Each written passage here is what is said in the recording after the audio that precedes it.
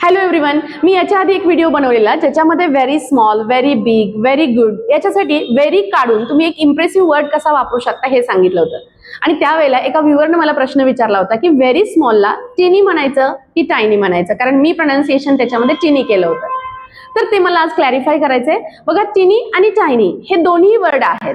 TEENY it is tiny आणि TINY it's tiny. पण ह्याच्यामध्ये मग फरक काय आहे? तर ह्याचा जो अर्थ आहे तो दोन्हीमध्ये पण सेमच आहे, व्हेरी स्मॉल. पण फक्त सिच्युएशन चेंज होते.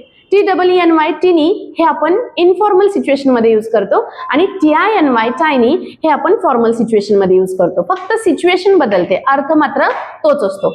काही वेळेला टिनी आणि टायनी हे दोन्ही पण एकत्रित वापरलं जातं, म्हणजे tiny tiny. So it shows that object is very very small. So tiny tiny. So मला त्या व्ह्यूअरला थँक्यू द्यायचंय, कारण तुम्ही एवढं केअरफुली व्हिडिओ बघताय. जर तुम्ही या चॅनलला नवीन असाल तर तुम्ही नक्की या चॅनलला सबस्क्राईब करा आणि अशाच नवनवीन गोष्टी शिकत राहा. थँक्यू.